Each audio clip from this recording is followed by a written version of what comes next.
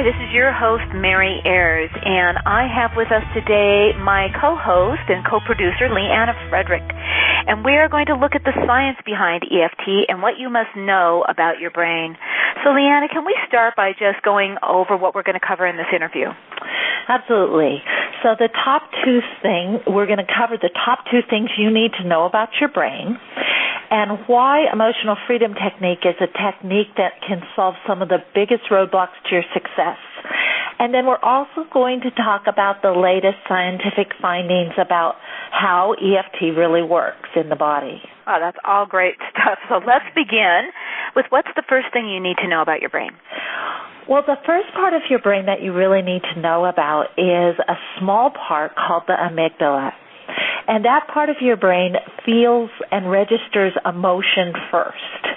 And because its first order of business is survival, the emotion that gets priority normally is fear. And so once the amygdala is stimulated, then the stress hormones go into the body, and that puts you into fight or flight. And this worked great for us when we were running around the savannah wearing shirts that said, "Eat me, I'm tasty," and I don't run very fast.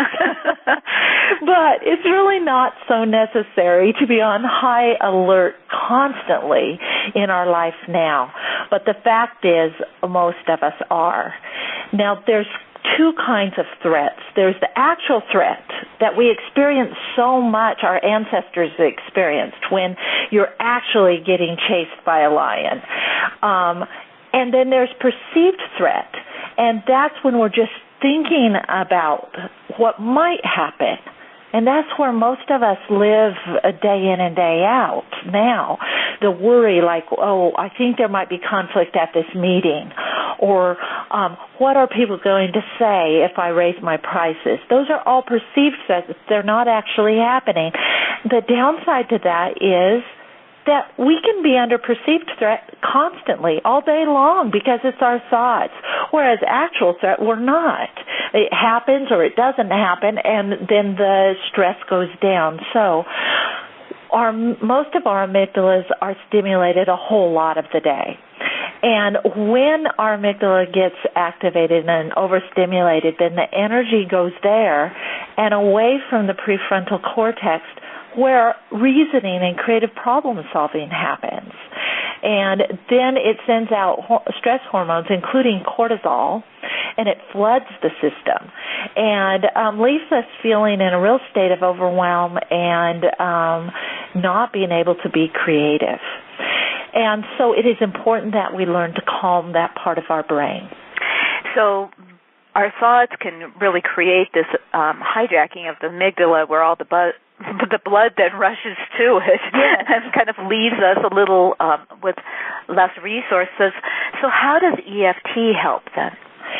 Well, it's pretty amazing. I think those of us that have been using EFT for years have seen it help, but we didn't exactly know how to explain it.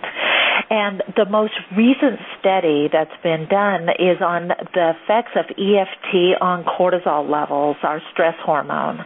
And what they did is took three groups of people. Group 1 had an hour of talk therapy. Group 2 experienced an hour of tapping. And Group 3 did nothing. And they measured their cortisol levels before and after the hour. And the researchers were surprised to see that there was a 24% decrease in levels of cortisol in the groups that used EFT. But the other groups, there was no difference at all. So because we know that elevated cortisol causes all sorts of issues, the most important one being it shuts down the creative center in our brain because it feels that survival is more necessary than creativity, and so it shuts it down and we lose that ability. It also increases irritability, sleep disturbances, feelings of overwhelm, adrenal fatigue, feelings of depletion, and it also holds on to fat. You know, that part around the stomach that it's hard to get rid of. Often that's because our cortisol levels are high a lot of the time, and it holds on to the fat. So just think about it. Do you show up better when you're calm for a big sales call or speaking up front or dealing with conflict? Or do you do better when you're tense and fearful? Because a little amygdala stimulation is called excitement, and that just feels good, like right before you're going to speak up front and you're excited about what you have to share, but it can easily cross the line where it impairs your performance and your enjoyment. That can really be a fine line, can't it? And it can get crossed so quickly. Yes. So what's the second part of the brain that we need to know about? You mentioned two. What's the second? And before I talk about that, you know, Mary, all these findings about how the brain works are so exciting to me because what it does is puts us in control. Growing up, I thought I didn't have much control. If someone made me mad, I was mad. If I was afraid to speak up front, that was that, and I couldn't do anything about it. So now we have tools like EFT to really take control back and for us to choose what we're going to be comfortable with. So the second part of the brain that we need to know about is called the psychocybernetic mechanism. And that's really the comfort thermostat in your brain. Just like the heater in your house, the heat thermostat, if it gets too hot, it shuts down. If it gets too cold, it comes on to keep you in a comfort level. Well, the psychocybernetic mechanism does the same thing. It lets you know, in no uncertain terms, when you are outside of your comfort zone. And it tries to pull you back in so that you're comfortable again. So what dictates that comfort zone, or what's the regulator on this thermostat? Yeah, the regulator for the most part are your beliefs. And our beliefs have been gathered since birth and are stored in our subconscious mind. And most of those are gathered between the age of 0 and 6, because during that time the brain is like a sponge with very little filter to say, oh, no, I don't think I believe that, or oh, yes, I believe that.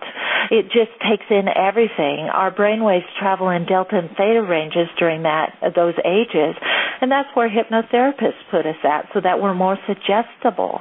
And not only that, but all those experiences are being seen not through the eyes of an adult, but through the eyes of a child. And so we still hold on to many of those beliefs, and some of them we don't even know we have. We just are acting on them. I just recently heard this story that I thought was really fascinating. It was about a woman who had a lot of abandonment issues and a lot of anger towards her mother. And so she went to a hypnotherapist to try to find out what was the root incident that caused all these feelings of anger and abandonment. And sure enough, she did remember. She remembered as a baby that her mother left. And that's all she remembered. So she asked her mom about this, and her mom said, oh, yes, I remember that time. That was very stressful for me. She said, you were a very colicky baby, and your dad and I were up day and night with you. And so my mom, your grandma, offered to come stay with you for a weekend while we left to get some sleep. And, Grandma did all her grandma things, holding and cuddling and talking to her. But in her baby mind, her mother was all important. She was her lifeline, and she had left. And that was her story, and she stuck to it. And not exactly a big story of abandonment, but to that child it was. So it's estimated that 95% or more of our behavior is really subconscious. That means that most of our behavior is pre-programmed, and much of that programming can stop us in our tracks as we set out to achieve our goals. So much of that stuff that's keeping you from achieving what you really want in life is beyond your conscious control. At least most of the time, you don't even maybe know you're doing it. But fortunately, this programming can be changed, and that's what emotional freedom technique is all about, helping us change that programming so that we have a much bigger comfort zone to play in. I was thinking when we were talking about the hypnosis, the delta and the theta waves, how, I went to one of those shows before where they they put the people in hypnosis, put them under, right. and then, told them they were a chicken or whatever that was.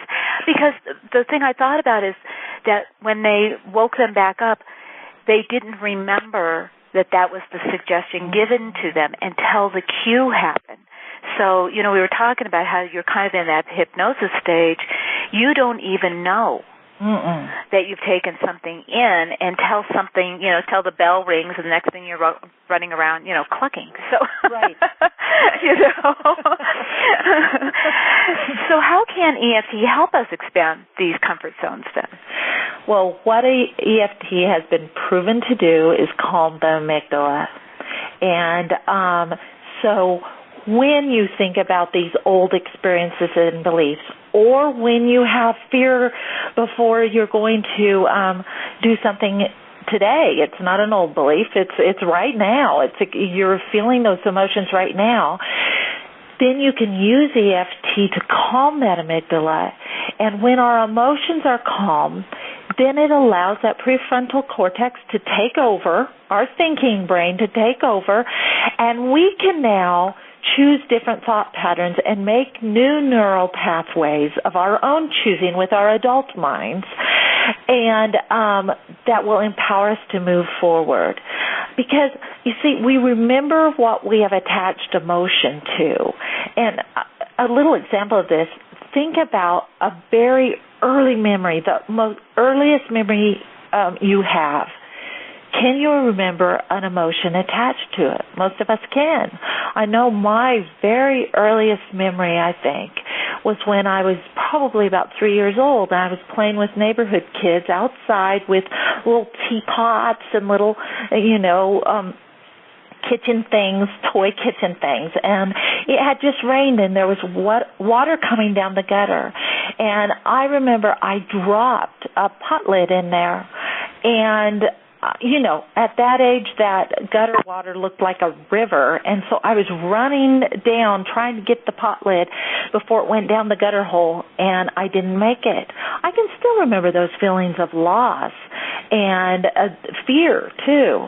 And so all of us have those memories that then have emotions attached to them that then trigger what we do or don't do every day in our life. So EFT can help calm that so that we can choose differently. And that's what's so exciting about this technique is that we can use it at any point, whether we're afraid we're experiencing fear of raising our prices in our business, whether we're experiencing fear of standing up front and talking or networking, whatever that is that's holding us back, we now can calm that emotion so then we are free to choose what we wish to do and what we want to take part in.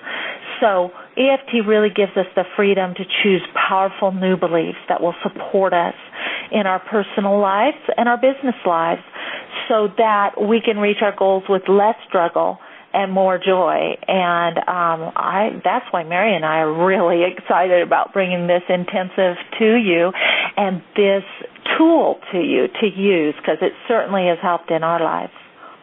I would agree. I can't think of a better match, especially when we are moving into new territory, doing something that is outside of our comfort zone, like growing a business or taking the next leap in that business, like you said. And you gave such great examples of what that experience happens and why we may be struggling. And quite frankly, we don't need to do as much struggling as we think we do when we have to, when we do it without the tapping. So right. Isn't that a good thing? I will take anything that comes a little easier. Thank you very much. Me too. Leanna, thank you. That was extremely enlightening, and I am looking forward. We've got some great speakers who will be doing tons of tapping and expanding our comfort zones and expanding everybody else's comfort zones. So until next time, stay unstoppable.